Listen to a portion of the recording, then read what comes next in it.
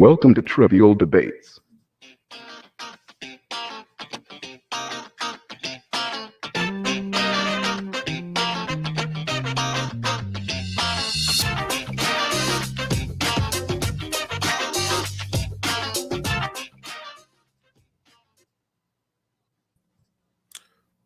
Welcome to this month's edition of Trivial Debates, the ultimate pop culture challenge.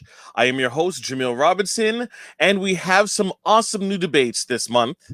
Now, each episode, our panelists will be judged and scored on their arguments for facts, passion, and creativity. Our panelists this week are Chris Seymour. Woo! Tim Seymour. Where's my cheers? You got to do your own. Oh, yay! And the man they call Mott, Tom Tyrell. Woo! All right. Hey, he got the best intro. Well, I was thinking about Chris the Seaman Seymour, or Tim the Seaman Seymour, and Chris, don't call him the C word Seymour. So I went against it. Okay. So how this show works, there are 6 rounds plus a speed round by our top 2 panelists. Now, our different rounds will be based upon specific subjects such as movies, television, music, sports, history, and the dreaded wild card. Now, we want people to be passionate and not personally mean to one another as much as possible. And keep in mind that you can also skip to a new debate by looking at the trivia indexes in the description and going to the battles that interest you the most. Okay, let's get ready to rumble. Let's get ready to rumble! All right. Question number 1 with movies. Which celebrated movie classic should be remade? So we'll go with contestant number 1, Chris. Okay, I think I've got the best answer for this one, my friend. I'm going to go with The Sound of Music, 1965 film. The storyline was fantastic. The story of Maria, the Von Trapp family, and Maria Von Trapp, of course, played by Julia Andrews. I think this movie would do well if it was made now, today, and updated a bit for today's times. Maybe update the music a little bit. There's not enough musicals coming out of Hollywood nowadays as there was back in the 60s with like Rogers and Hammerstein, who produced this movie. They were great at it. They made tons of musicals back in the day, and we just don't see enough of that now. And you know what? You might say that people might argue that Julia Andrews is the only one that would portray that role of Maria Von Trapp properly. But I think it could be remade. It could be remade today with someone like Lady Gaga, who was amazing in The Star Is Born. I thought her performance was great. I think she would be a good fit for this movie. And again, if you update this movie to today's times, I mean, this movie won 5 Oscars back in the day. Back in its time, I think it was 1990, 65, 66, in that era. So it's a celebrated classic movie, which definitely can be updated. We don't have enough musicals coming out of Hollywood now, and I think it would be awesome. Thank you for your response. Moving on to, I guess, next up would be Tom. Tom, go ahead. I'm going to go with Forrest Gump. Forrest Gump, it's a classic movie, and it's like one of those ones you would never think you'd want to see remade. Tom Hanks, was iconic in it, and the way he played his slow Southern drawl, and took his time with his box of chocolates metaphors, and telling us all about every event in history and stuff.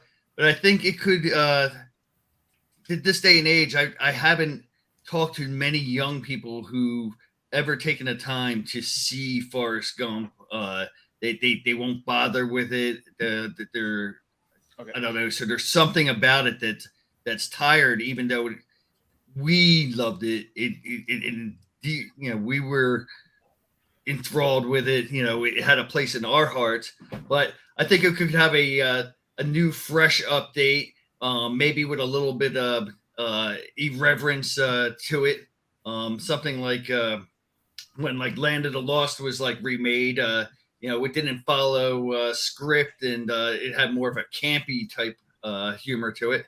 And I'd like to see a more camped up version of Forrest Gump.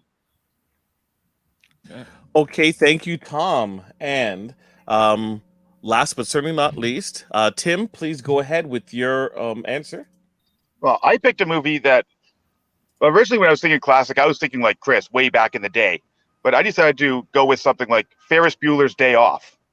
Because this day and age, right now, that's what we need is inspirational stories that bring people up. It's just happy-go-lucky that everybody right now can understand and get along with. Like kids would like it, adults like it. Everybody that's ever seen that movie knows it. If you're in your 40s, you know Ferris Bueller's Day Off. I agree with the Forrest Gump idea. That's sort of the same idea, that you know it if you're in your 40s, but you don't necessarily know it if you're a teenager. Chris, I think yours would be more of a better idea if it turned into a porn, because that's about some old guy pointing a gun and trying to help the family get away from Nazis. That would be more of a porn if they were to remake it.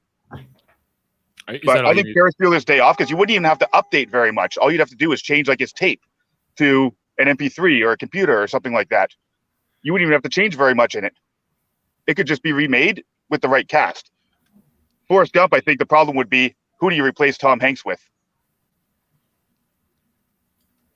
Okay, that's okay. That is your entry. You have Ferris Bueller's Day Off. So I open up the floor for debating. Proceed. I'm going to start with Tim and tell you. You mentioned that you wouldn't even have to update the movie that much. What's the point in remaking a movie if you're just going to remake the exact same movie? And Mott, Forrest Gump is a great movie. It's a classic. I enjoyed watching it one time. It's one of those movies that I never want to see again. I don't need to see it again. I don't think it would have the same effect on me. Maybe in the remake, maybe it would have that effect. Maybe this remake would be the John that you had to see 10 times. Yeah, and who would play Tom Hanks anyways? Who could play that character like he did in that movie? But my movie, The Sound of Music, is rewatchable. I think I've seen it at least 15 times in my lifetime. And like I say, there's not enough musicals coming out of Hollywood nowadays. I think they could update the music. I gave you some suggestions on who to cast, and I that's all I got to say for now. There's a reason there's not a lot of musicals coming out. Nobody wants to see them anymore. Well, I do. And if there was a new musical out, I would probably buy theater tickets. I would go right away. I would go right away to see that. Did you go to the theater to see Mamma Mia? Mamma Mia is a different kind of music because that's based off an ABBA soundtrack. The Sound of Music has all original songs. It's not based off a group soundtrack.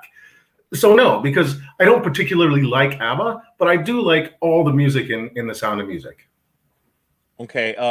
Does anyone have anything against Ferris Bueller's? Because I haven't really heard that many arguments against that one. No, because it's a great movie.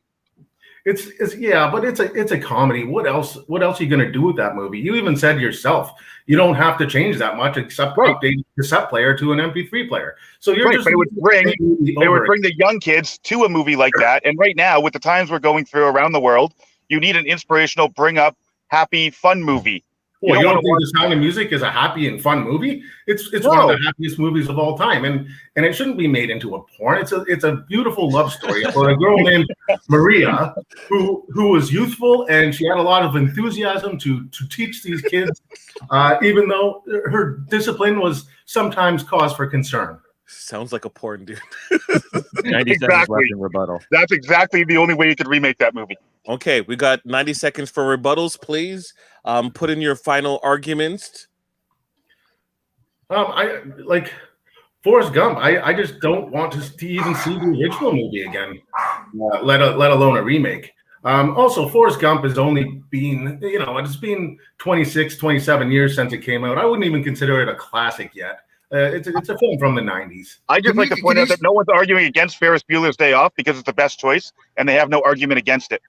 Well, you haven't seen Forrest Gump in a while, but think of all the situations like that you had in Forrest Gump. You had like that you can get a character from today, like maybe somebody who's a little bit older, like a Dax Shepard, like playing Tom Hanks, and all the like doing it with a little bit of hilarity in each of these scenes. But you have like I don't know, that movie rolled from one place to another, and I could see these scenes I'd like some fresh take on them. Like you didn't like that. You said you wanted to only see it once because it was stale. Well, that's why I think exactly it needs that remake. So we got a question. How would The Sound of Music be updated?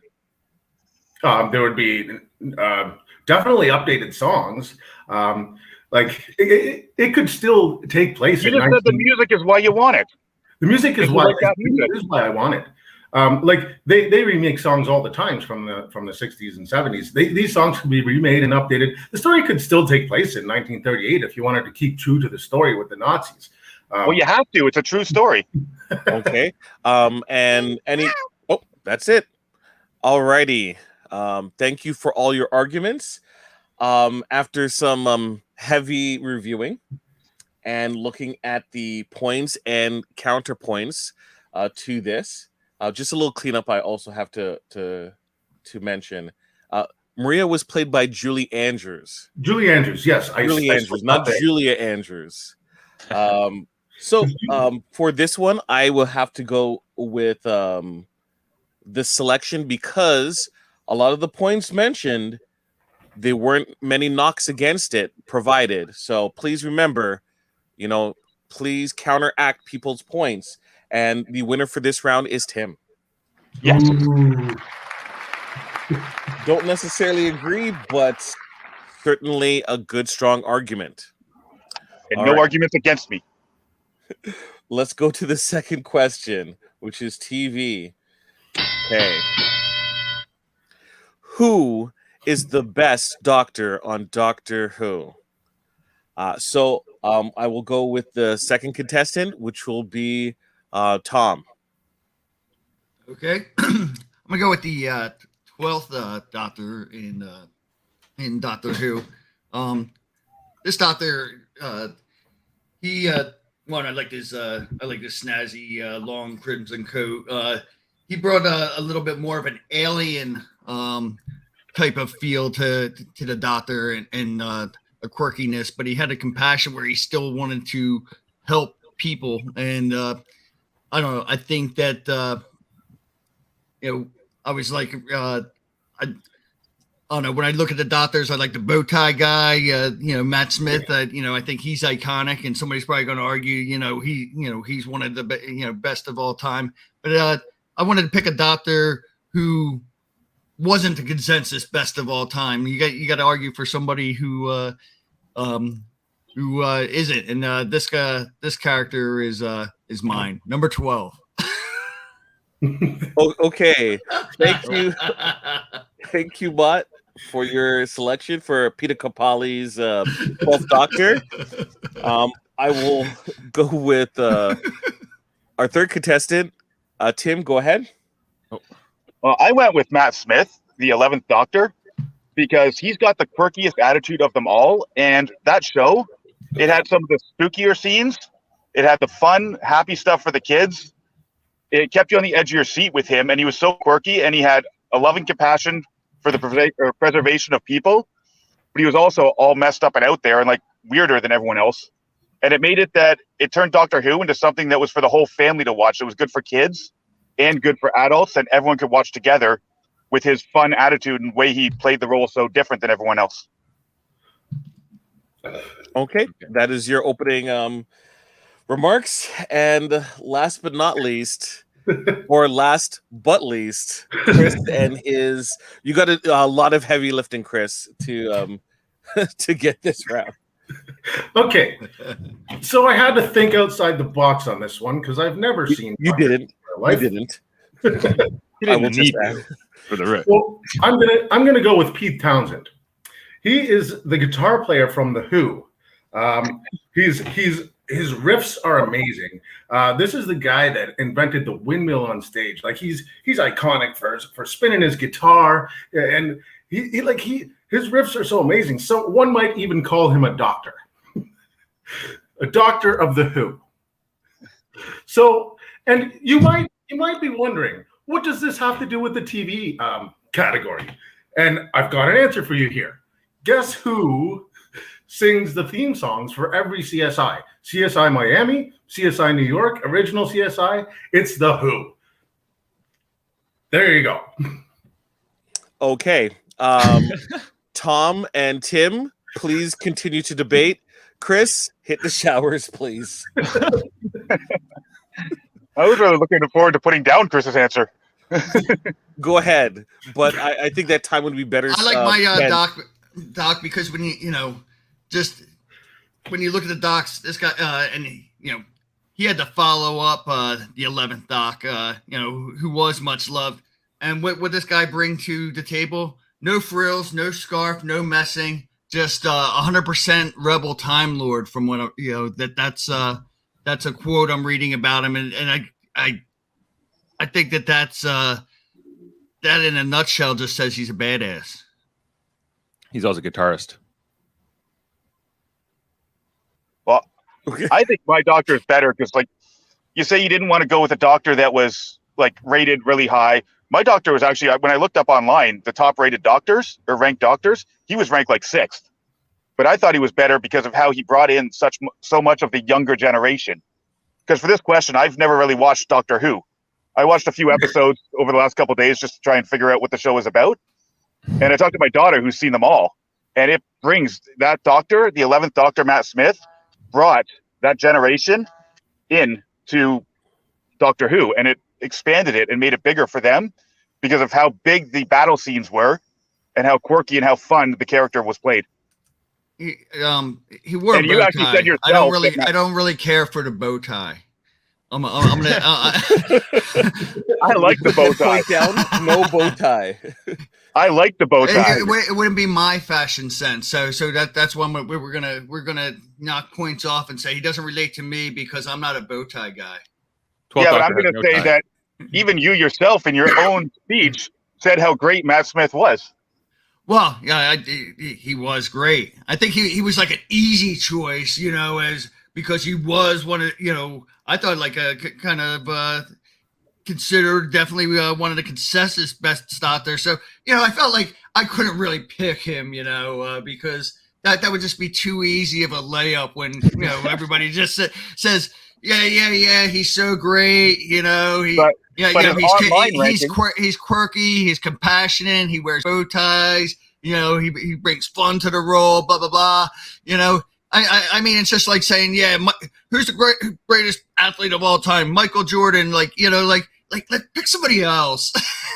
And defend it. Well, this question is. So you're saying you didn't want to pick the best character? You're saying you didn't want to pick the best character. I'm not saying I didn't pick that character and somebody already picked it before me. Okay. We can kind of end this round and suffering. Congratulations, Tim. You get a second point.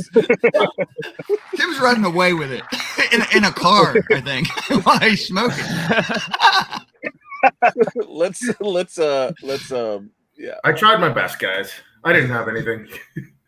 You couldn't ask anyone. You could have asked. You could have asked Jeff. I got my answer from my daughter.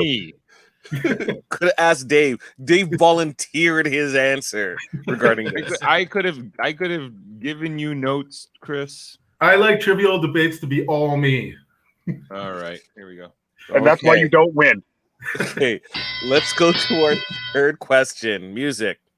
Which performer / group from the 90s would be the most successful in modern music? Their prior catalog nor history would not exist in this. They would start off as a new entity. So we'll start off with our third contestant, which is Tim. Go ahead. I went with Nirvana on this one because I was going through a whole bunch of different bands, changing my answer back and forth all over the place. And Nirvana ended up staying at the top because they weren't they were a band from the 90s that were massive. They were huge, and they weren't around for as long as everyone else because Kurt Cobain ended up dying. And I think if he was still around and that never happened and all that drug stuff never happened, they'd still be going today and they'd still be popular. So they could easily start exactly what they were doing back then, right now, if he wasn't dead. That's the only thing that ended that band, or they would still be going today and still be popular today. Because for a band that was around for that short of time, they were huge and everybody knew who they were. And everybody would still know who they were today. Okay, that is your opening entry. We'll go to contestant number 1. Chris, go ahead with your answer. Okay. I've hands down got the answer to this question. The answer is Jane's Addiction.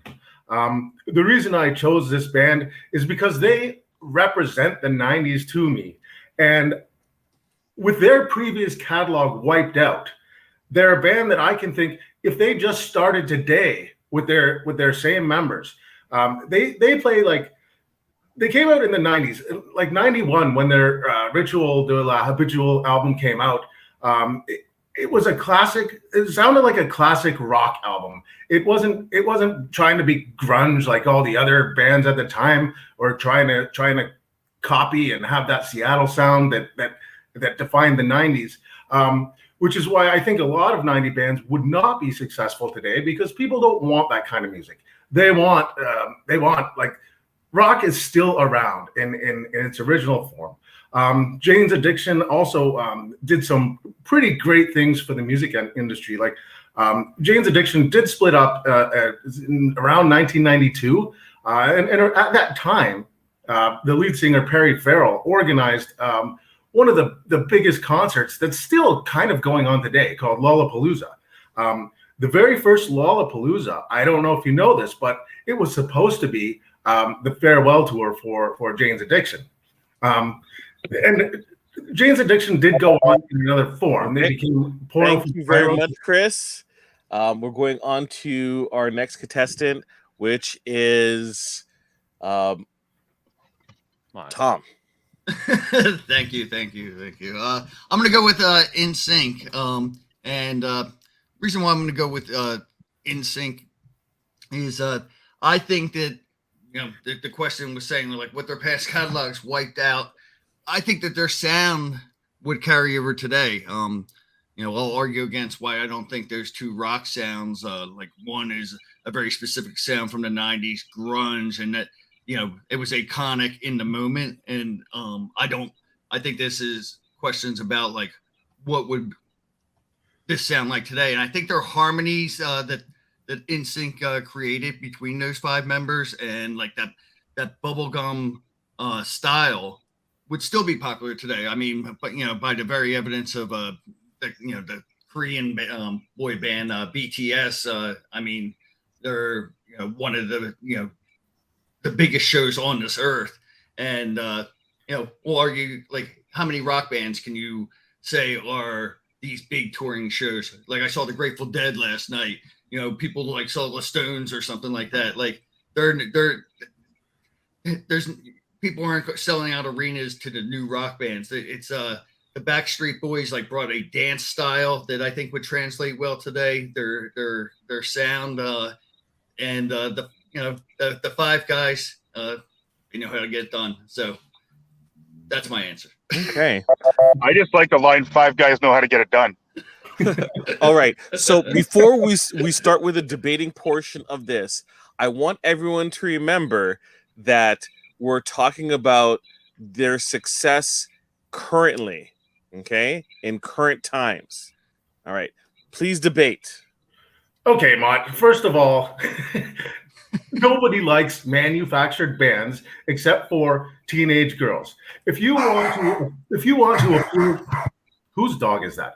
If you want to appeal to the masses, like something like Jane's Addiction is the way to go. I don't think that NSYNC would be as successful today. They would not fill stadiums. You said like the Rolling Stones wouldn't fill stadiums anymore. I bet you put them at Scotiabank Arena. I bet it sells out in no time. No, I'm saying that they're the only bands that people go see anymore is people who made this old time music. You don't see a fresh new rock act coming in and selling out an arena. But if Everybody's they were going good and enough, seeing. then they would. What about bands like Muse or Imagine Dragons, that sort of thing? That's kind of the feel that I think that Jane's Addiction would have now. I think that with Nirvana, they had their time. I mean, Dave Grohl moved on. He started the Foo Fighters, completely different style of music than Nirvana. He didn't go from Nirvana and make the Foo Fighters and write the same style. If you had the three guys from Nirvana back together again, it would be grunge music. I mean, that's what they know how to write. That's Kurt Cobain's style of singing. He can't really harmonize. He can sing along to heavy guitars, but his attitude, his style, his all of that is what brought people in, and that would carry on. Like everybody knew who they were. I don't even know who Jane's Addiction is. It's Jane's Addiction, by the way. Okay, whatever. And I told you, I've seen him. But they weren't. They're not. They couldn't become big enough in their time for everyone to know who they are. So how would they become that big now? They actually did become huge at their time. You know what? In their original bass player actually didn't. They did split up in 1991. They got together for some reunion tours between 2008 and 2012. They didn't. Their original bass player, Eric Avery, he left the band. He decided. You're talking about a band that couldn't last more than a year together. No, what I'm telling they started. I need a couple questions to kind of round out this. What does Jane's Addiction represent? You know what? They just represent good rock music. Like their songs, "Stop" from Ritual de la Habitual, that was 1991. Being Caught Stealing, iconic music video. Everyone loves that video with the old lady shoving the meat up her shirt. Okay, thank you, Chris. Tim, what does Nirvana stand for? They bring the controversy that other bands don't do. Like, think about back then, there weren't all these protests and everything else. You put a naked baby on a cover right now drowning, it's going to cause huge controversy, and they're going to blow up just from that alone. And then everyone's going to listen to the music. That naked baby is suing. Yeah, that naked baby guy is suing, and he's a baby for doing that because he's made child pornography. He's been embarrassed because his ding got shown on. Right, and think about the controversy that brings, and just something small like that would make them blow up now even more because of the controversy and how big controversy is these days. All right, we know. Now we know those two bands would not be popular today. I mean, like let's get real. Like when we have. Hold on, before you go into that, I just want you to tell me, what does NSYNC represent? They represent, poppy, chorus-driven, catchy, electronic infused dance tunes, and that is what people get excited about today. When you see like America's Got Talent, the rock bands or whatever, like the only time people get excited about is if it's a bunch of 13-year-olds or everybody was from the same family or something like that. Nobody gives a darn, these days. Nobody's coming on there and singing some real great original rock song. I know. I don't get excited when I think much, everyone, for your answers. This one was a very spirited question. I enjoyed the debates regarding it. Very tough to choose. Jane's Addiction is an interesting choice, but I felt that you didn't really explain enough as to how it would capture the audience of today. And how they would be able to maintain it to become extremely popular. Nirvana, Tim, your response, also very good. Mott, your response, also very good.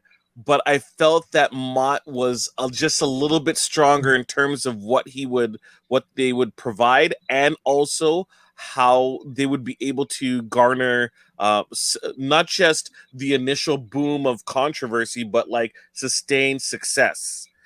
So I'm going to go with Mott for NSYNC. Ooh, damn it! That was really good. I think Chris is crying right now. You're saying I got a chance. that was really good. I am really happy about that last debate. Okay, so moving on. We're going on to sports. So, who is the greatest athlete who will never make it to his or her sports Hall of Fame? So I went with Chris last time, I believe. So it is Mott Tom who's going to go first. All right, I'm going to just go with he's a Philadelphia sports icon, but at the same time, and football is not necessarily your Canadian sport, but I think most people have heard of Randall Cunningham. He was the super weapon. No one had seen a quarterback like this, like back in the day, who totally transformed his position and carried his team for years. And but at the same time, this man, no matter how much he thrilled us over the years, he's done like some iconic things, like kicked a 99-yard punt, which is, you know, legendary, even though he's a quarterback. He's on Monday Night Football. He's made some of the greatest escapes of all time, you know, to finish him with some of the longest touchdowns. And, you know, people were always mystified by this guy. And he has all the numbers, but like his lack of success in the Super Bowls is going to keep him from never making the Hall of Fame. Okay, thank you very much, Tom. We'll go on to Tim. Please provide your answer. I went with one of the greatest athletes of all time that could do multiple sports, Bo Jackson. Bo Jackson was an all-star for the Kansas City Royals, an all-star for the Oakland Raiders, football and baseball. He doesn't qualify for the Baseball Hall of Fame because apparently he didn't play for long enough. And football, he's just been snubbed from the Baseball Hall of Fame. The guy was a brick. The guy could do any sport. They made a cartoon about him and put him with Michael Jordan and Wayne Gretzky fighting crime. So the best athletes in the world, Michael Jordan, Wayne Gretzky, is hands down best at their sports. And they put Bo Jackson with him as their partner. And the guy gets snubbed from the Hall of Fame in 2 sports that he was an all-star in. I have a Bo Jackson Royals jersey at home. That's how good he is. Okay. All right. Tim with Bo Jackson. And Chris, please provide your answer. Okay. So I went with a guy named Stephen Lombardi. I don't know if you know who he is. I'm sure Jaemeel does, but the others might not. So let me tell you his stage name, and it might bring it to your memory. His stage name was the Brooklyn Brawler. And the reason I went with the Brooklyn Brawler is I remember as a teenager, like every Monday Night Raw or SmackDown, any TV episode of the WWF or WWE, the opening match, who is it? It's always the Brooklyn Brawler. I was looking up a bit of his career, and he's spent 30 years with the WWE.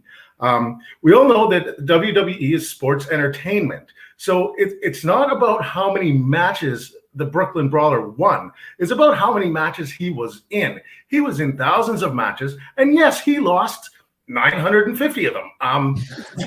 That was the character that he played. Anytime there was a new wrestler to be introduced in WWE, he'd always fight the Brooklyn Brawler. All righty. Let's debate amongst this. I think this could be another good debate. Go ahead. Okay, the Brooklyn Brawler didn't put on good matches. That's why he was always in the first match. Right, he always opened the show, and he was an opening act. He wasn't a star of anything. And in order to make your Hall of Fame, you have to be good. And he wasn't good. He didn't put on a good match. He didn't put on a good show. He put on a crappy match, a crappy show. So why would he be in the Hall of Fame? He was there just as filler. Because that was his job. His job was to lose. It's not that. So why should you be in the Hall of Fame being a filler? Because you know what? He's lost so many matches, but I guarantee you, everybody knows who this guy is. You know what? He also everybody knows who he is, but nobody cares. He had a little, like, he wasn't a horrible athlete or wrestler. He had a little stint as well where he played Doink the Clown. It was the same guy. So he has won some matches. It's just that was his job for 30 years, and the guy was great at it. The guy was. So you're saying his job was to suck and losing. Well, And His job was to Was, suck. was he great? Was he great, or was he like iconic? Like Randall Cunningham. He changed the quarterback position. He was the first black quarterback who to start the Pro Bowl. His rushing touchdowns are off the charts. While he also threw for 40,000 yards. But like if you look at the quarterbacks of today, they try to emulate what this guy did, and everybody knows Randall Cunningham's name in NFL, what he's done, his he'll be on highlight reels forever and ever and ever, and they'll talk about his greatness, and yet he will never end up in the Hall of Fame, and that's what this question's about. And Bo Jackson's in the same category, but he's done it in two sports. Baseball and football. Unfortunately, Bo Jackson had a shortened career. I mean, we didn't get to see what was really, what Bo Jackson was really going to become. Where Randall Cunningham did it over, I think, 14 seasons, and he did it with without the team behind him, and this guy carried his team year in and year out, and like. Them not making the Super Bowl. Them not making the Super Bowl. Well, that's the thing. Them not making the Super Bowl wasn't on Randall Cunningham's back. Them making it to the championship was him doing the most with what he had around him. They had a porous line, and that guy was running all over. You would see plays that lasted 30 seconds of him running around in the backfield, escaping 4 tackles, and then throwing the ball 60, 70 yards off of 1 foot downfield. So can I get some arguments against Bo Jackson? Because I guarantee worldwide, Bo Jackson is more known. His name is so famous for such a shortened career. Yeah, but you're talking about You're talking about 2 Hall of Fames, though. So which Hall of Fame are we talking about with this question? So are we talking about the Football Hall of Fame or the Baseball Hall of Fame? He didn't get into either. You're actually making 2 arguments. So like he got into neither of them. He didn't get into either. But he was an all-star in both sports. All-star in both sports and got into neither of them. But he didn't have a long enough playing career. Right. Notable fame was due to notable the fact career. He played 2 sports. And he has all the notoriety. I mean, like Bo Jackson's definitely famous. He had the commercials and stuff like that. But by just like his shortened career, maybe if he didn't play the 2 sports, beat up his body like that, maybe when he was running downfield, he would have played a longer career. Okay, I have just a couple more questions before I wrap up this question, but it's going to be specific. Chris, how many years did the Brooklyn Brawler wrestle? He started in 1983. I think I don't know exactly when his career ended, but he's 30 some odd years. Okay, thank you very much. Thank you very much. Thank you very much, Chris. Okay, Tim, how many years did Bo Jackson play? I'm not exactly sure. It was a shortened career because the reason he didn't make the Baseball Hall of Fame is because he didn't play long enough to qualify. Okay. And Football Hall of Fame, you look online, he's named as the #1 snubbed player in the NFL from the Football Hall of Fame. Okay, thank you very much, Tim. Comes up. And Tom, can you answer the same question as well? I said 14. I believe it's 15 years. Okay. Thank you very much. Alrighty. So there was a lot of debate going back and forth between Bo Jackson and Randy Cunningham, both excellent athletes who honestly should be in their Hall of Fame, and it's a shame that they are not. But the Brooklyn Brawler, right, for what he was involved in, wow, and also in addition to the qualifications for his Hall of Fame, it is the person who should be in their Hall of Fame the most. Keep in mind, this is also the Hall of Fame that has Donald Trump is in the Hall of Fame. So the fact that Brooklyn Brawler is not in the WWE Hall of Fame is also the reason why I'm going to pick Chris. Woohoo! 1 point. I'm amazed as you are, Tim. I am amazed. Yes, I gotta that tell is- you. The worst answer I've possibly ever heard. And it, like, not though. it was impressive, Chris. I gotta say. Yes. He pulled that one out. Honestly, I didn't even really want to give it to him, but all right. Going on to our next questions. Now, before we start, please, guys, we're gonna have to be a little bit tighter in terms of our responses, and also remember, not just to go on about why yours is better, you also have to knock the other competitors as well. So, next question. Okay, what is the most iconic meme ever created? And I'm gonna go with whose turn is it this time? I think it's Mott's to go first. Mott, go ahead. Okay, I'm going with the Dos Equis guy, the most interesting man in the world, and the meme is well, I guess it's like kind of more fitting, kind of because of the type of guy I am, and I think I don't usually like Facebook comments, but when I do, it's to end the conversation. Okay, that's your opening intro. Yes. Okay, next competitor. That is Tim. Go ahead. I don't really know any memes, so I picked the one of Dave Mader dancing in his living room with his Mallrats jersey and pom poms, just because it was fucking hilarious. Okay, why is that the most iconic? Because it's fucking hilarious, and I don't know any other memes. Okay. It wasn't a meme; it was a gift. Okay, and What's Chris? the difference? Chris, please provide your answer. I guess I'm just going to be arguing with Mott on this question. But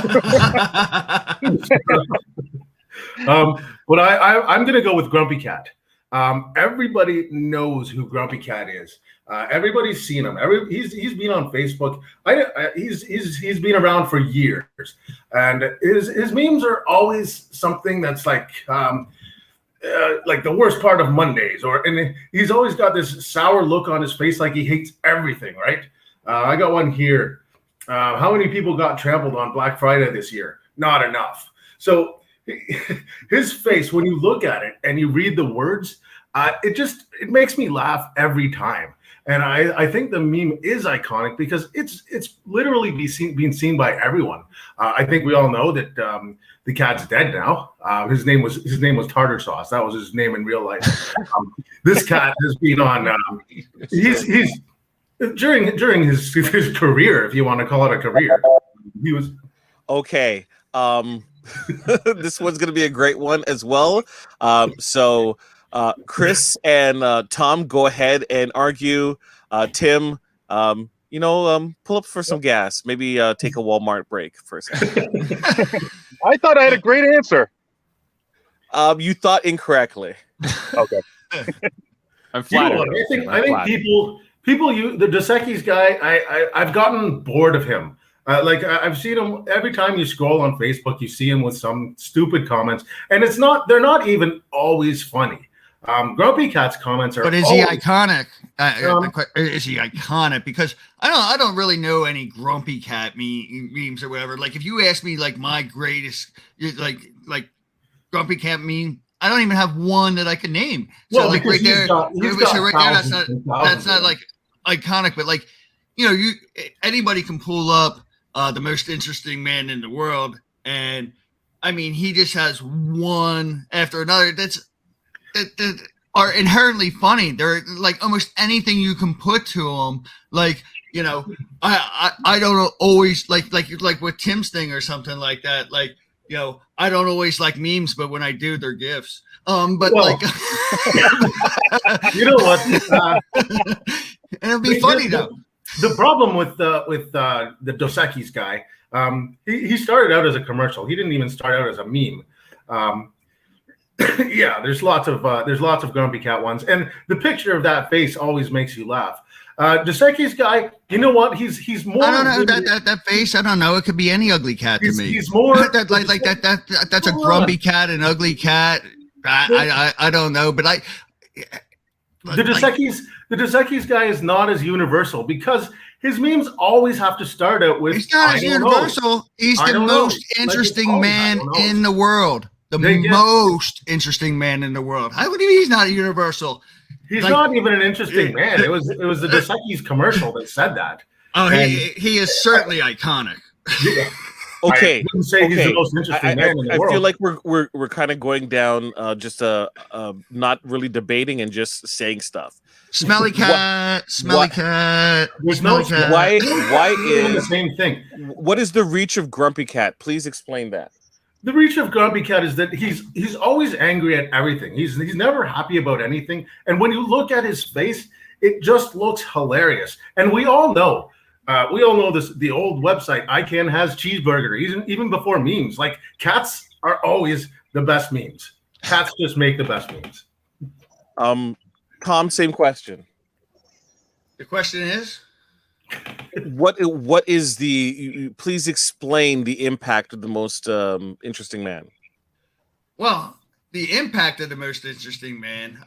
Well, I think anybody that you have ever spoken to has seen a meme, knows who this guy is, and like can almost come up like with a meme off the top of their head because of like the type of humor it is. Like, you know, he don't always do this, but you know, this is how he rocks it out.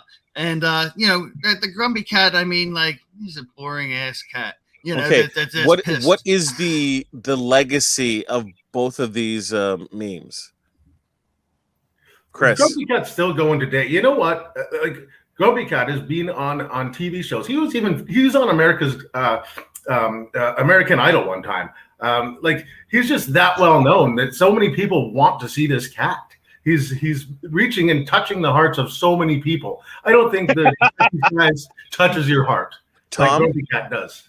Well, Grumpy Cat, I had no idea who this cat was, but I certainly know who the most interesting man in the world is. Okay, who is he? He's the Dos Equis guy.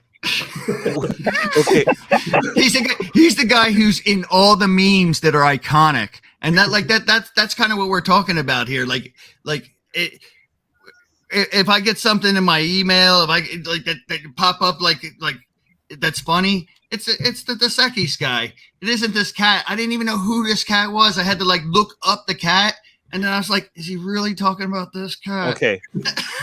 Final question. Okay, Chris. Yep. Have you ever seen the most interested man meme before? Of course, everybody has seen it, but you know what? That's because lied. It's so Okay. iconic. I've seen. It's not that. Okay. Isn't it iconic? This round is over, folks. This round is Well, over. Jameel, I got one question. No, Isn't it iconic? If I were you, Don't I you would think? stop talking right now. I would stop talking right now. Okay. All right. For this round, with the arguments and also even based upon the competitors, the most interesting man is more well known amongst the competitors, and therefore it wins as the most iconic. I lose just because Mott doesn't know something. You should have just lied. Isn't it iconic? Don't you think? Should have just lied. Do you know who Grumpy Cat is? Did you know before? Yes. Me? Are you asking me? Yes. I know both of them. I also did research on both of them. Knowyourmeme.com, folks. Tim, next time, knowyourmeme.com. I don't even know what fucking You thought qualifies a as a meme and a meme. GIF. You thought the GIF was a meme. I don't even know what qualifies as a meme. Know your meme would have helped you. Know your meme would have helped you. Okay. Yeah. Right. Chris, I'm you gotta pull out this one. I'll try. We're gonna see a three-way tie. Chris doesn't like to pull out. Okay. Next question. Wild card. What was the best arcade game of all time? Okay. And Maybe Tim goes first. hold on before we start. Mott, I'm gonna give you a second to double check your answer because I know you submitted late. Make sure we're talking about arcade in the arcade. Okay. Yes. Arcade unit. Yes. Okay. We're gonna go with who first? Chris? Chris. I think Chris first. Go ahead, Chris. You go first. Yep. Okay. Best arcade game of all time, hands down, and I spent a lot of money on it, is Mortal Kombat, the original. Back when I was going to high school in the 90s, we used to walk over to the arcade and play this game for hours. It was such a popular console that sometimes there would be crowds of people just standing around and watching this game. You couldn't even get on it sometimes. You had to go at off hours if you even wanted to play, because people were always hogging this machine.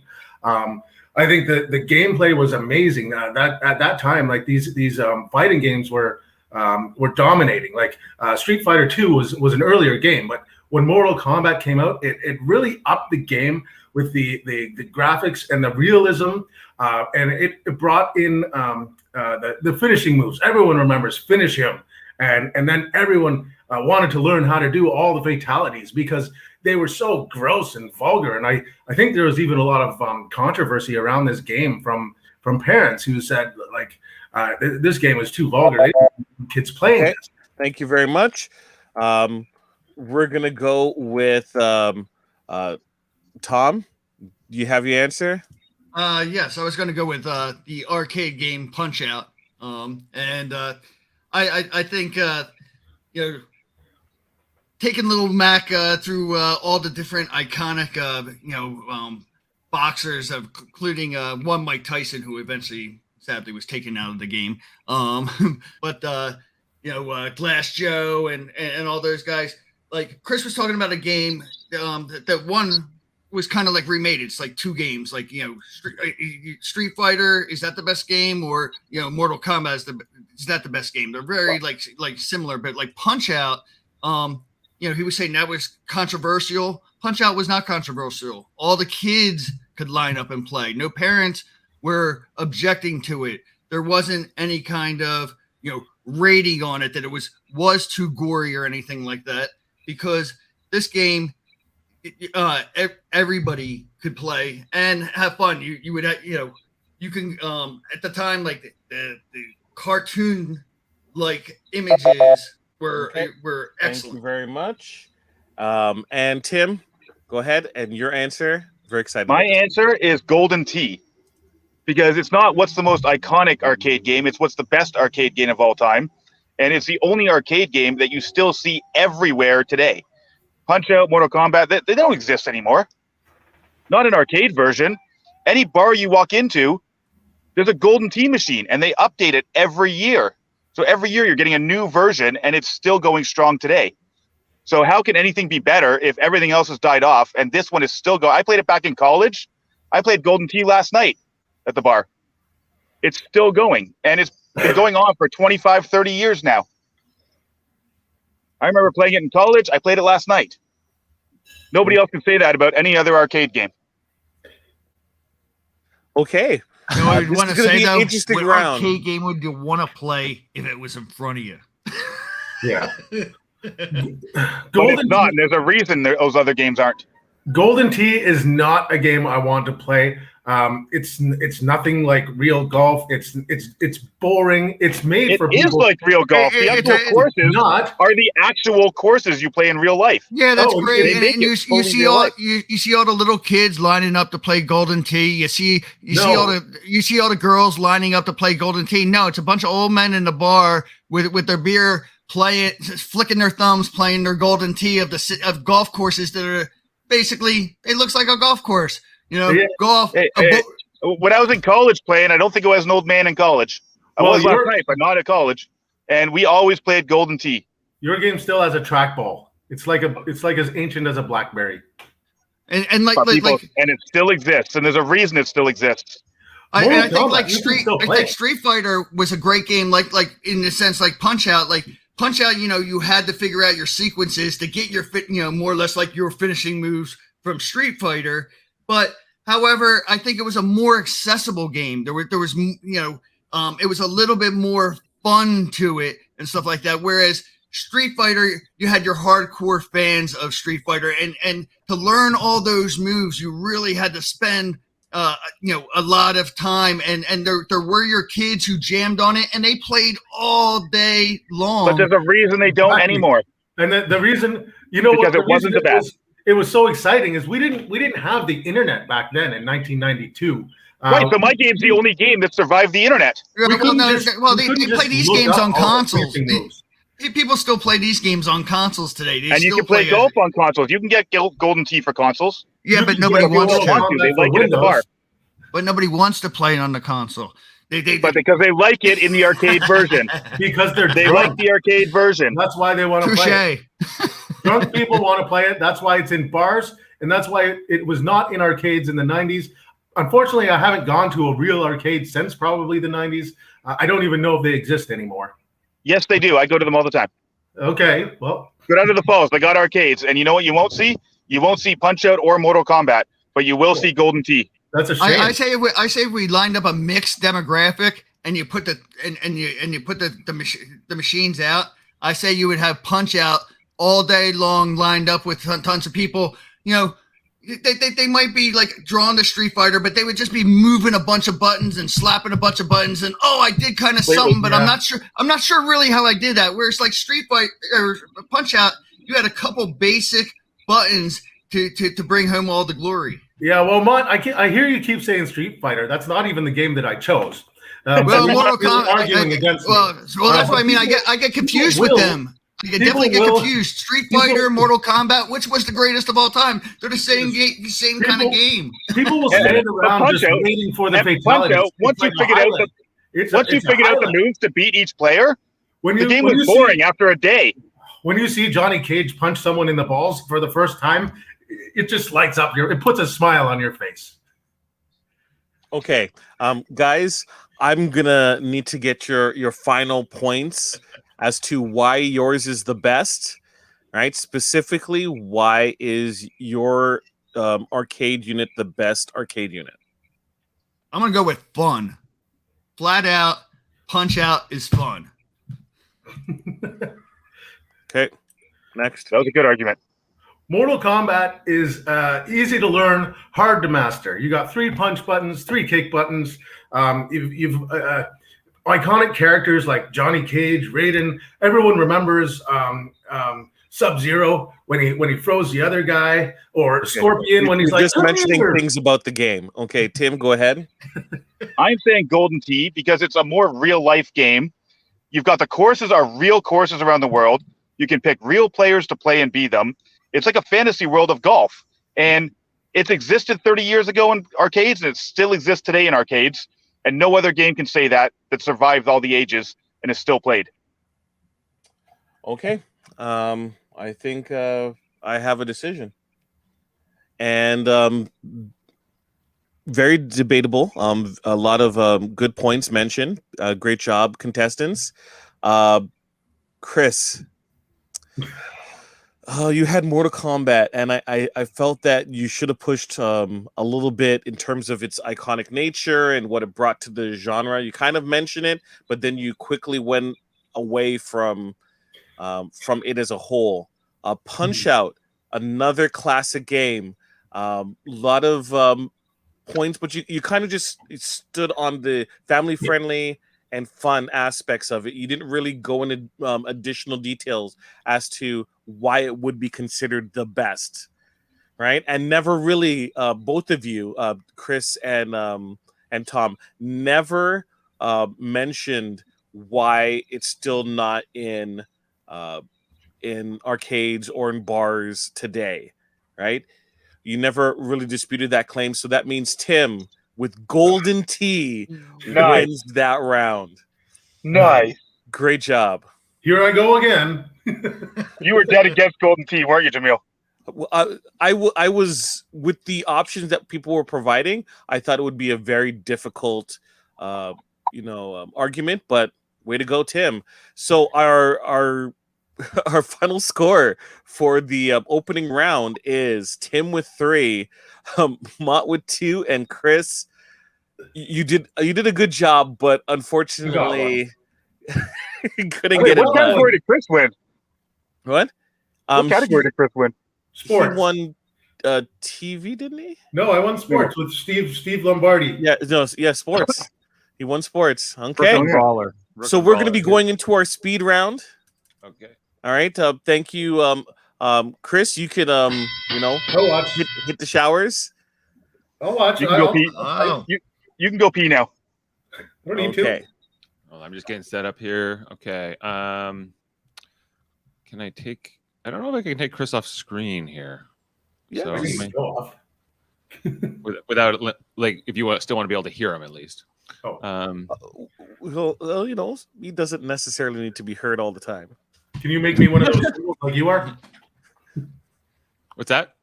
Make me Oh, one of those. I can make you an avatar. Yeah. Yeah, make me that. Oh no, I can't do that. Hmm. Only you can do that. I can do that. Turn off your camera Just turn off your camera on the yeah. page. Can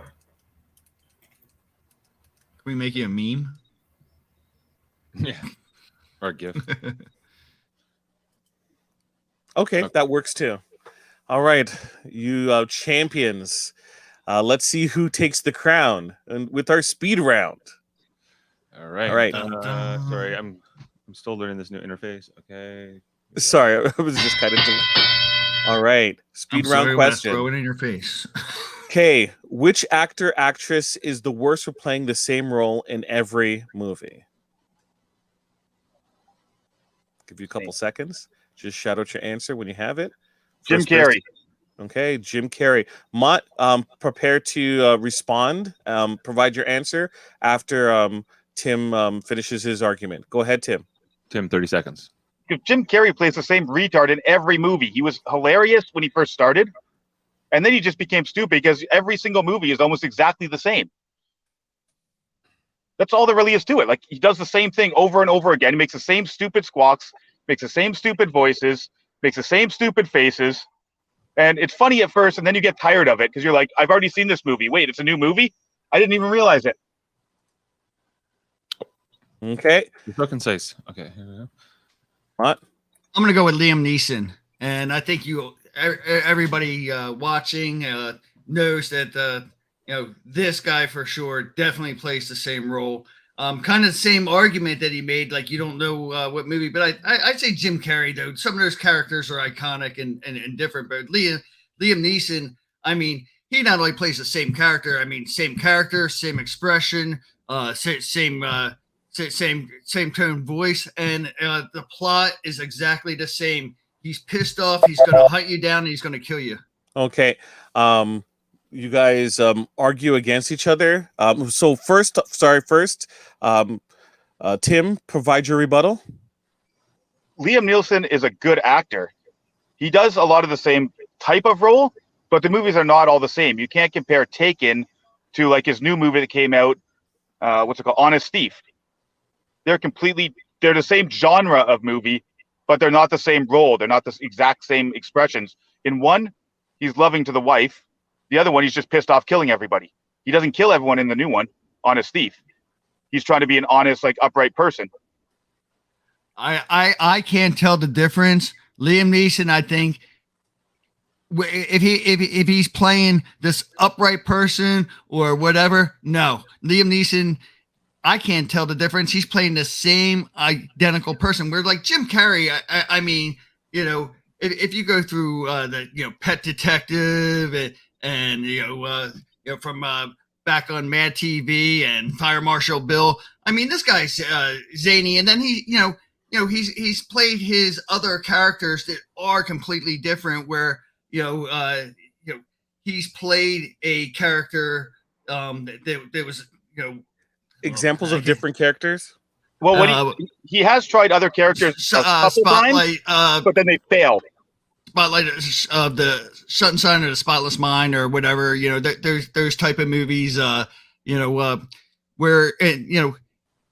he's I don't know, he's played different roles. I think it's Jim Carrey, but like Liam Neeson, I think he's the same roles. Guy. I wouldn't know if I turned on a Liam Neeson marathon which movie I was ever in. I would think it's the same darn movie from the beginning of the day to the end of the day, and just the weather's changing.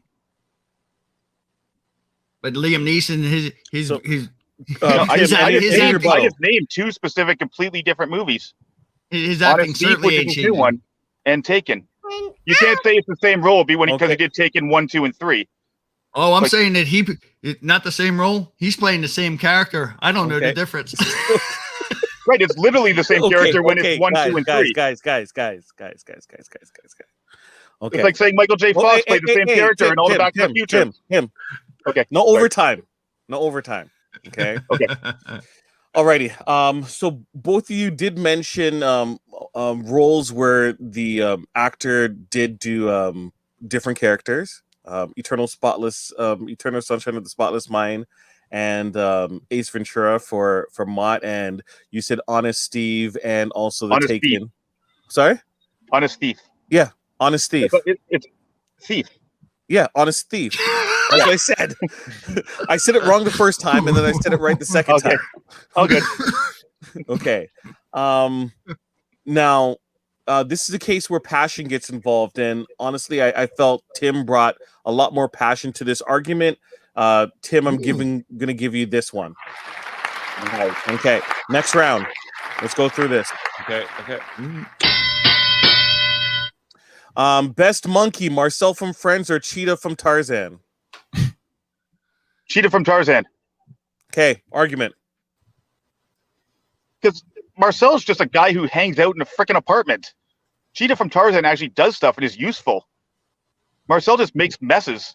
Cheetah actually goes to the jungle with Tarzan, helps him out. He's like his friend. He hangs out with him everywhere he goes and just follows him everywhere.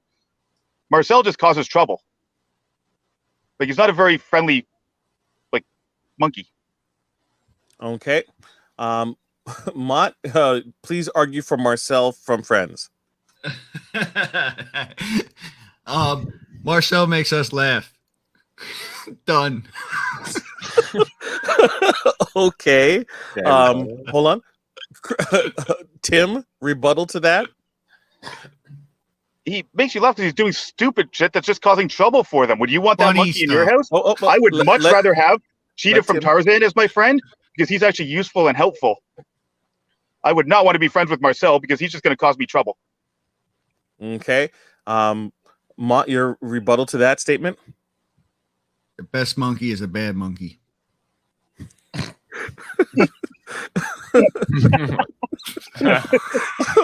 Okay. I think we're gonna call it for that one. The winner for this round is Mott.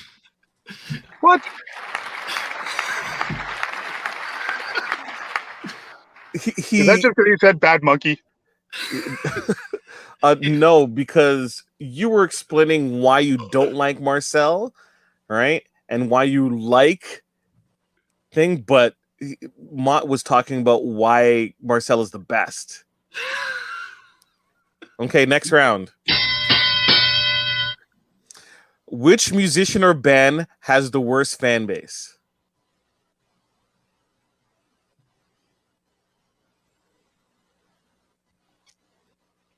Anyone jump in?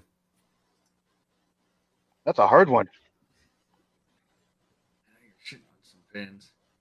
I'm gonna Spice just Girl. say Okay, Spice Girls was the first response given. Go ahead, Tim. Because Spice Girls is full of a stadium full of really young girls and old men. That's not a good combination to have. Okay. Okay. Okay, Mott. Mott, go ahead. I'm gonna go with Primus. As everybody knows, the Primus fan base even owns it. They, will tell you quite frankly, Primus sucks. And this is a very inviting fan base because people are walking up to the show who've never seen a Primus show before, and these dudes are yelling in your face, trying to make you feel as uncomfortable as possible, yelling, Primus sucks. But of course, they love the band, but no, they don't want to be welcoming to outsiders. It's Okay. oh, we got this thing that you don't get. Okay, Mott. That's rebuttal. Primus's whole spiel. They want that. That's Primus's whole spiel.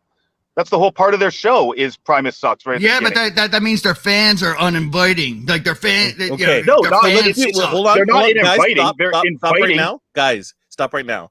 I Yeah. want a rebuttal, then pause, then rebuttal. All right. One person speaking. Okay. Okay. Tim, go ahead. Primus's whole spiel is about Primus sucks. That's part of their show. So it is inviting. They want that. They bring that. They promote that. So if they're promoting it, how is it a bad fan base to do what the band is promoting you to do? It's part of the spiel of their show. Okay. Mott, response? Well, it's kind of something that the fans have owned, but it's what the fans have owned to be as uninviting as possible to the outsider. So it's like, okay, we're these hardcore fans that don't want to be welcoming to the rest of the world out there. Now, like you look at, who'd you say, Taylor, who'd you say, Spice Girls for your fan base? Like Primus sells out like little clubs. They sell at the smallest little clubs here and there. I know I've been to a bunch of Primus shows, but you look at the Spice Girls. I mean, they sold out arenas, like literally like arenas around the world. That, I mean, they're spending money on that record. You look like top selling records of all time. Okay. Let's focus in on how does that make a bad fan base? Well, the fan base is the one spending the money. Primus records, you can't find a Primus record that's in the top 100 of top records of all time, where the fan base went and spent the money on those albums. Which means that the good fan base. Guys.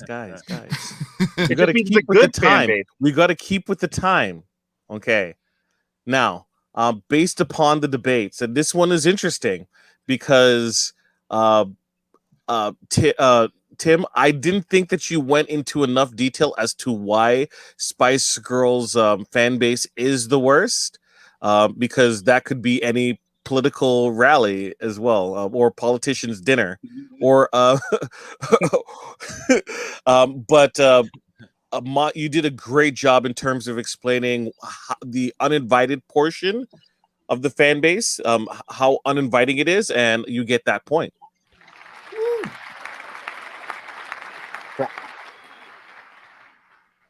Okay, next round. Oh, we're tied. We're tied. Is this our last question? No, we got 3 left. Oh, okay. 2 out of 3 wins. Okay, should athletes be role models? Yes. Okay. Response. Why shouldn't they be role models? Like, they're successful people that are very good and dedicated to what they do. They're hardworking, and you can't just become an athlete overnight. It takes a lot of dedication, hard work, motivation, everything that should be inspirational to younger people to look up to. Like, not every athlete is a role model, but they should be, because of what it took to get where they are, to show people, look, it's possible. Okay. Charles Barkley said, "I am not a role model," and I understand like his sentiment. Like, these guys are out there to go and play the sport. And if you look up and down these rosters and stuff like that, like, they try to put some athletes up there that are respectable and, could say the right words when they trained them and stuff like that. Yeah, sure. They want to sell their sport. They want their sport to be accessible. But we already know inherently, like, there's a lot of people out there who do not have the right values to be these role models. Okay. All right. Tim, rebuttal. The question isn't, are athletes role models? It's, should athletes be role models? And yes, they all should be, because of what they'd have to do to get there and the way they're in the spotlight for the young fans. So they should be role models for all the young fans that are looking up to them. Not are they? It should be. Okay. Mott, response? Well, I think it's how we frame this question, and how he's saying, like, should athletes be role models? They should be. But the thing is, though, that's in an ideal world or whatever. No, these athletes are there to entertain us. And then once in a while, when one breaks through and speaks to us, they could be a role model for someone. But most of them, I mean, if you look at like pro football and basketball, there's a lot of despicable people out there who are getting contracts, and we put them on the field week in and week out, no matter if they had domestic battery, they had drug charges, or what have you. And we only care about their athletic performance. We don't care if they're a role model or not. We just put some athletes out there that have the right like shine to them until they don't, to sell a product. And, so I don't think hold up. Thank you, Mott, I let you kind of go over in terms of your rebuttal. Well, thank you. I'm going to have Chris have his the final say regarding it because he's been kind of brief in his response. Final point regarding Tim. Sorry. Oh, I'm just saying that yes, they're not all role models, but they should be role models. And there are a lot of teams that are now changing things to not have people that are bad people playing on their teams. Like, look at the Leafs. They hired an assistant coach or a goalie coach for the Marlies about a month ago. And as soon as stuff came out on Twitter, they dropped him and said he's no longer hired. Alrighty. Thank you. Thank you very much. Based upon the arguments, both of you did a great job, I felt. This is kind of an impossible question where I can see the validity of both sides, but I have to give, based on arguments, to Tim. I thought I stole that. Yeah, you did a really good job on that. Okay, next question. Hey, you got to switch point to around. Okay, which dead musician would make Primus a better band? Elvis. Elvis. Okay, hit me with it. I want to hear it. Well, I mean, Primus has always been a band that plays in like a groovy, funky style, sometimes menacing, and they play with all kinds of groove and swing, and then the voice, the character of the voice is what kind of makes some of the lyrics come to life and fun. And I think Elvis's actual style of voice to a Primus show, kind of almost like Dred Zeppelin. I think that the Elvis sound with the Primus groove would be what the world's been looking for. Okay. Tim, go ahead. I'm going to answer Neil Peart. Okay. Because the bass player they have and the type of drumming he could do, if you put that together, they'd be a ridiculous band playing together. Like, because Primus has everything. But if you add that extra drumming to their background of what he could do to bring them up to the next level, they might sell out big stadiums instead of just little venues. Okay. Mott, rebuttal? Well, so what? You're saying a band that is known for percussion, you want to bring more percussion? Yeah.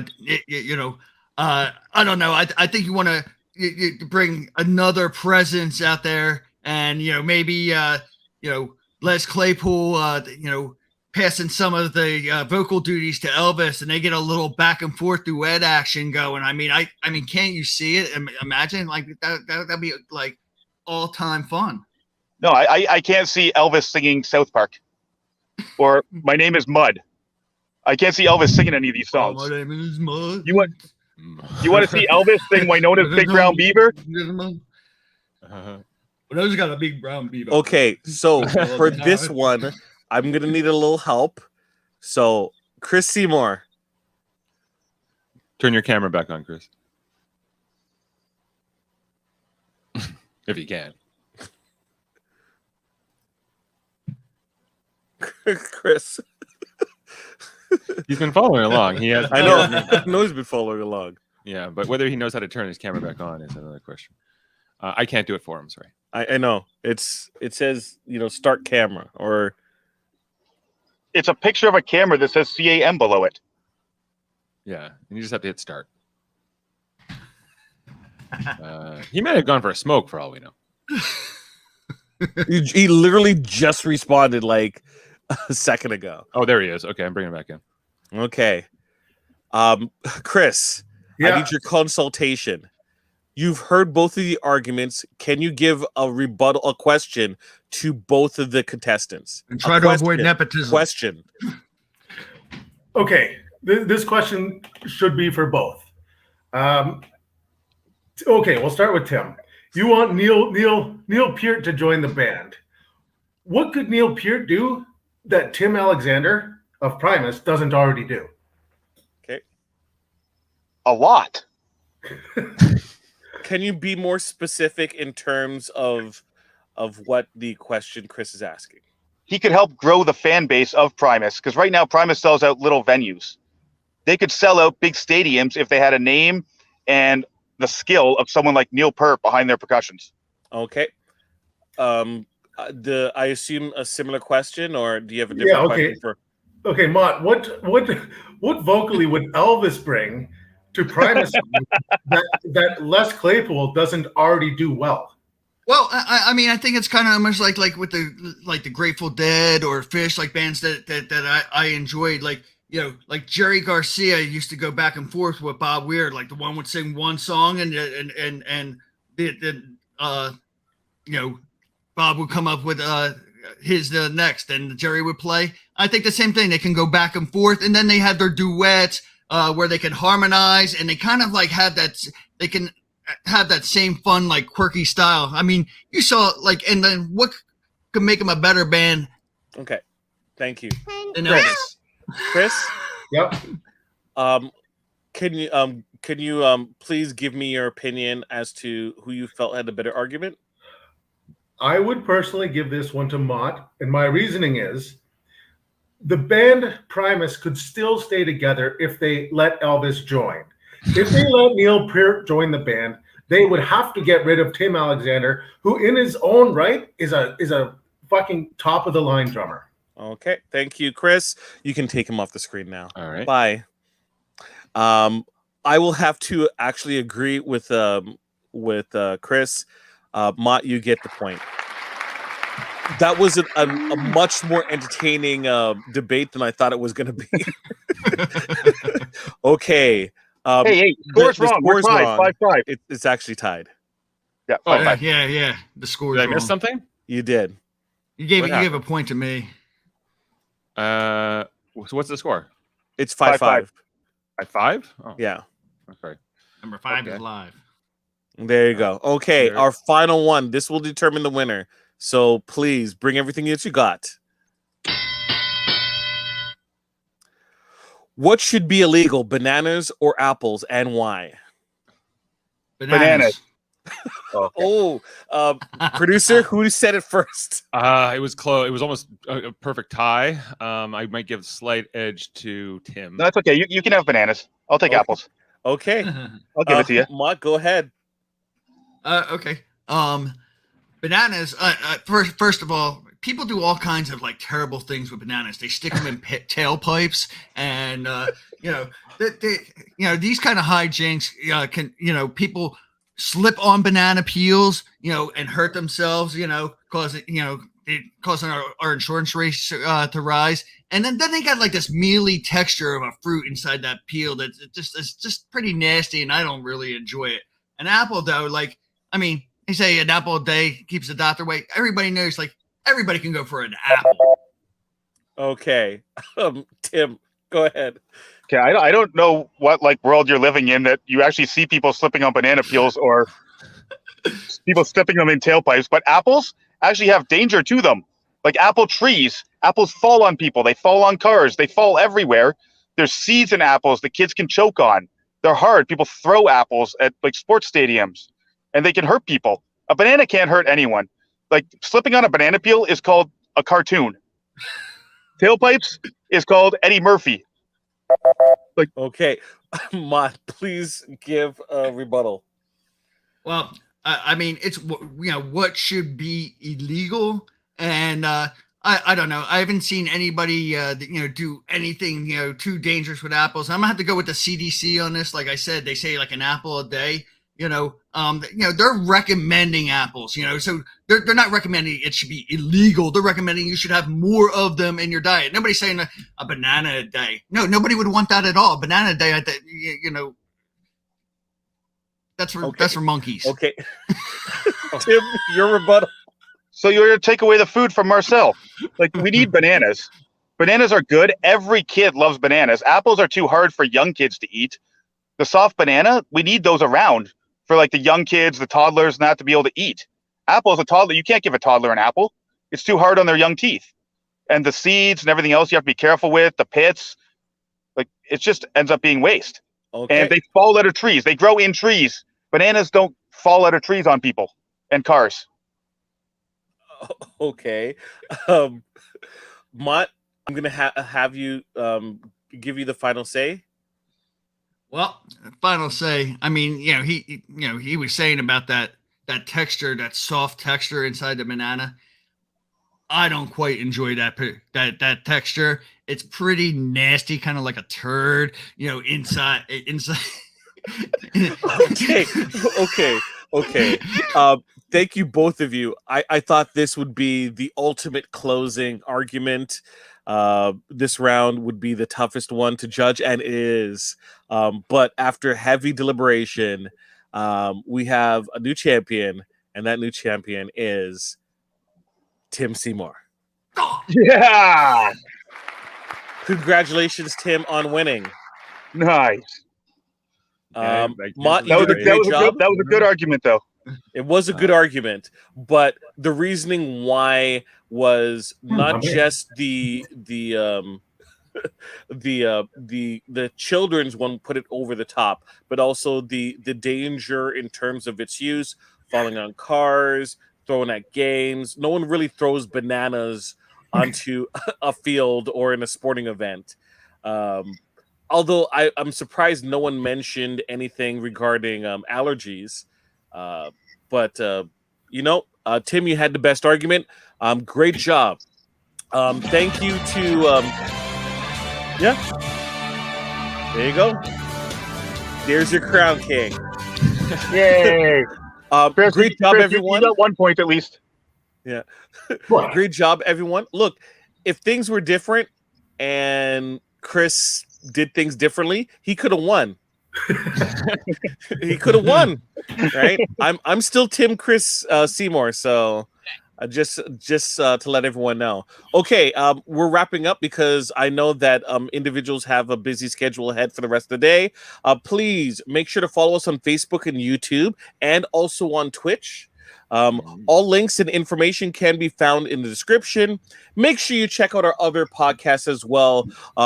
Live Long and Podcast, our Star Trek TV and movie reviews, airing on Monday, Tuesdays, and also Thursdays, sometimes Saturdays as well. So we do the original series, Deep Space Nine, Lower Decks, and more as it comes out. Huh? More to come. All kinds of things to come. Just Star Trek Discovery, Star Trek Picard. If you like Star Trek, check out Live Long and Podcast. Yes. We also have Super Mader Brothers podcasting, scripted and reality TV reviews. We are currently doing Big Brother Sunday, Wednesday, and Thursdays. We do MCU reviews. We'll be doing Shang-Chi. Maybe on Saturday coming up. Maybe. Oh, okay. Are we rescheduling that? No, are we? Are we confirmed? Are we locked in? Yeah, you and I at least. Okay, Saturday, Shang-Chi, right? Shang-Chi. Shang-Chi. Shang-Chi. Saturday morning. But you can check out the past catalog. There are things like Tiger King, The Serpent as well. We did all the MCU titles from earlier this year, including WandaVision, Loki, and The Falcon and Winter Soldier. Much more to come. Much more in the past too. So there's a wide variety of things that you can listen to. We also have our friends of the podcast, including Locutors of Trek. Locutors of Trek. Where's that sticker? Hit us with the sticker. You usually have the sticker right there. Where did I put it? Oh, okay. It's in my book. Oh man, you can never find a sticker when you need it. I don't have it. Okay. Check out Locutors of Trek, intellectual Star Trek. I have a Lost City sticker. Everyone has a sticker except the sticker that we need. Also, we have friend of the podcast, Eamon, who is a producer Dave's son, has a wonderful podcast called Let's Talk About Video Games. Let's fight about fighting games. Sorry. Talk about fighting games. Yeah. Let's talk about fighting games. Check it out on Spotify and wherever you listen to your podcasts. Right. Thank you very much. Thank you, Dave, for a great job producing and hosting. Great job, Jaemeel. Great job, Jaemeel. yeah. And amazing hosting. And it was tough. There were some tough debates today. Yes. It's always interesting being the producer role where you have to kind of sit by and show restraint. Show restraint. Folks, if you enjoyed this, please make sure that you subscribe. Please, you can comment and join us next month when we have a new host, new debaters, and new questions. Yeah, I think we're going to be getting Max Duda in as a contestant for the next one. So get ready for that. Fire. All right. Thank you very much, everyone. Until next time, see you on the flip side. Play the music.